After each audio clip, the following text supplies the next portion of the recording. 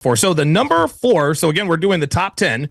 So the number 4, the number 4 phrase that women like to use when trying to deceive men is "I want to take things slow." Take a look and listen. I want to take this slow. I want to keep fucking my ex while you buy me things. Women never take things slow with the men they want to fuck. They say this to make them think there's a pot of gold at the end of the rainbow, so that man will stick around and do her favors, thinking she'll reward him for his efforts. Newsflash, she'll never fuck that guy. So if a woman ever says this to you, understand that you will never, ever fuck her. Save yourself some time and bounce like a bad check. Guys, this is how dudes get friend zoned, right? They take the girl's word for it that she actually wants to take things slow because she wants to do it right and not jump into a sexual relationship right away. Meanwhile, she's getting bottomed out by her ex while you're giving her all of the benefits of being in a relationship, which is your attention and time and so forth, without her having to give you sex. If a woman wants to take things slow with you, it means she does not like you like that. Period, point blank, full stop. That is true. Yeah, I mean, her making you wait is the biggest, one of the biggest indicators of you being lower status. That it's one of the most honest displays that she doesn't like you as much. Yep. And they never want to take things. Women never want to take things slow with the guys that they're aroused by. They never have and never will. This is how it is. Yeah, I mean, she's making rules for you while breaking them for other guys, and that's just something that a lot of guys need to understand and not accept. Right, a lot of these girls. Right, this is like the single mom theory, right? Where she's a single mom, she made really bad reproductive decisions, but now she wants to go ahead and put boundaries and rules up for you that she didn't put up for the other guy, and you're basically paying full price for a used car. And I know people say, "Oh, well, that's a very fucked up and antiquated way to look at this," but it's the truth. It's true. Like, bro, this is what it is. This is human biology. Like, women will sit there and try to sell you a depreciating asset that's already been depreciated for significantly more than someone else. And that's what it comes down to, where guys just need to be intelligent enough to understand, okay, is this woman worthy of what she requires? And most of the time it's a no. I hate to say it, but like most of the time it's a no.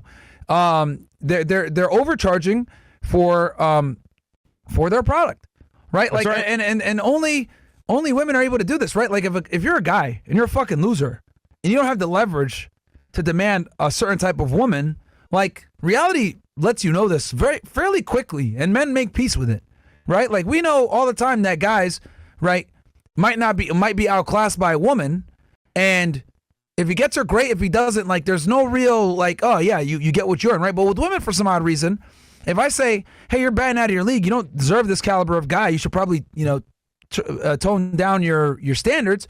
It's looked at as misogynistic, and I look at it like, no, it's realistic, because men have an honest understanding of where we stand in the sexual marketplace. We understand, look, we haven't reached a certain level, so therefore we cannot expect a certain level of female, right? So, but men make peace with this and understand it, but women, for some odd reason, don't. You'll have a woman that's a single mom, not attractive, overweight, right, rude, rambunctious, not submissive. And she'll sit there and say, well, I demand a guy that's 6 foot plus that's making $300,000, $400,000 per year. And that it's ludicrous, but it's because we don't tell them anything. We don't tell them the truth. Whereas, like, if I took a dude that's homeless and he said, oh, yeah, I want a bad bitch, Instagram model, we'd all laugh at him. Rightfully so. We'd ridicule him and say, you don't qualify, buddy.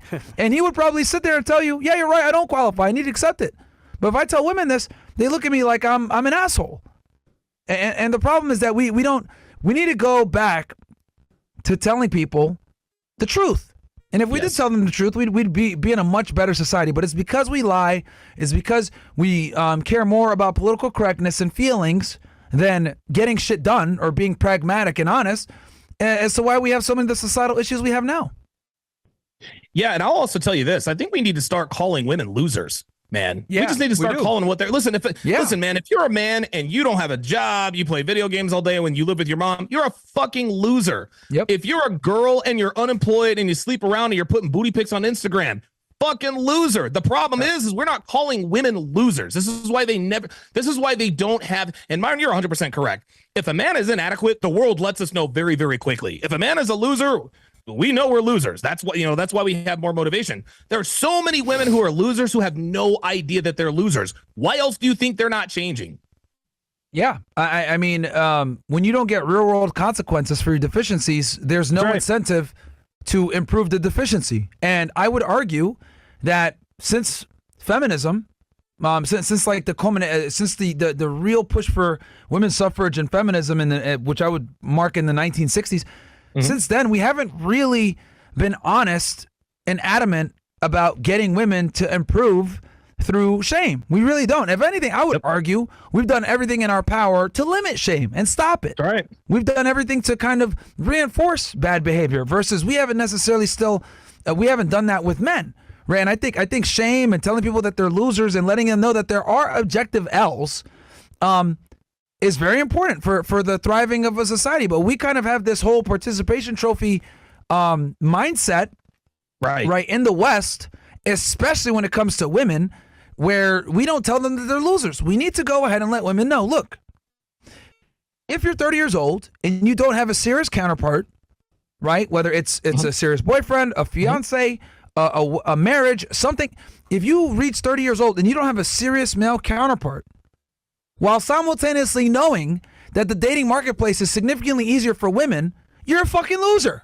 That's right. How do you play the game on easy mode and still lose to the final boss? When you have all the power-ups, you have all the fucking cheat codes, you got the Game Shark, and you still lose to the final boss.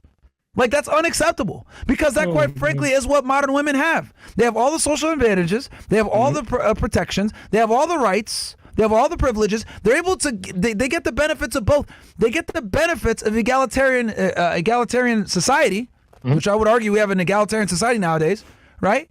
They get the benefits of that while simultaneously still being able to enjoy female privilege. It's fucking crazy. And the fact that I'm one of the few people that calls this shit out on the internet because everyone is too cucked to admit this shit, right? Yep. I'm even harder on it. We need standards for females. Look, 30 years old, no husband, no fiance, you're a fucking loser. No one cares about your degree. No one cares about your education. No one cares about these masculine achievements. Because if I walked around and I said I'm a handsome ass nigga, man, look at me, I got like 1,000 Gucci wallets, no one would give a fuck. I would still be an objective loser because I haven't done what I'm supposed to do in my masculine journey. And we tend to not let women understand that they have a feminine journey. And the journeys are completely different. They diverge. They're not the same. If a woman walks the warrior's journey, the male warrior's journey, and ends up achieving a bunch of masculine achievements, career, title, respect, accolades, whatever, cool. That's awesome for you. But objectively speaking, as a female, you're a loser. Just like if I'm a guy and I decide I'm not going to go to school, I'm not going to pursue entrepreneurship, I'm not going to get a trade, I'm not going to be a higher earner, I'm not going to go ahead and get in the gym, etc. And I'm going to choose instead to focus on being a great baker, right? Oh man, I'm one of the best fucking cookie makers ever. Well, I'm a fucking loser. Why? Right. Because I haven't achieved, right, the prerequisites to put myself in a position as a respectable man, because as a man, we have different goals than a woman. So we need to go back to letting people understand that there are objective losses, right? Depending on who you are. But we live in this fucking crazy ass politically correct world where we've blended the genders so much that no one actually has real goals. This is why a majority, right, of women nowadays are experiencing some type of fucking anxiety or depression or feel unfulfilled because we've sold them this lie that there's no such thing as a loser. There's no such thing as being a failure. Whatever you choose to do, it's fine. And we don't have objective markers of success. Well, guess what? There's objective markers of success for men. But for some odd reasons, in the 1960s, we've decided to lose those objective markers for females. That's why we got bitches coming on this show, divorced 3 times, 4 baby daddies, bunch of kids, bastards, right? But she wants to sit there and say, well, I'm a success because I got a job. Fuck out of here. No, you don't. You're not successful. You're an L. But no one tells her. Look, man, if you are a woman in your 30s, if you're a woman in your 30s, and just like you said, Myron, and you don't have a significant other, if you don't have a serious boyfriend, fiance, or you're not married, you are a failure as a female. Okay, spinster women are failures as females. They spent their entire lives getting, flown out, blown out, and thrown out, sleeping around, living their hoe phase, and then they end up at 46 with no kids, childless, blah blah blah. You are a failure as a human being. And the funny thing is, Myron, is that women inherently understand that. Why else do you think that the most miserable, the stereotype, the archetype of the most miserable woman most miserable people in America, there was a study on this, is a 42-year-old woman, unmarried, who's a lawyer. Okay, wait a minute, Donovan. She's accomplished something. She's a lawyer. Doesn't mean shit. Because men, as you always say, Myron, men, we derive pleasure and satisfaction in accomplishing things. Women derive pleasure in the relationships they make, being able to acquire a husband and having a family. If you, as a woman, ends up without a family, or if you're a baby mama and not married, or if you're a spinster, you have failed at life. Period.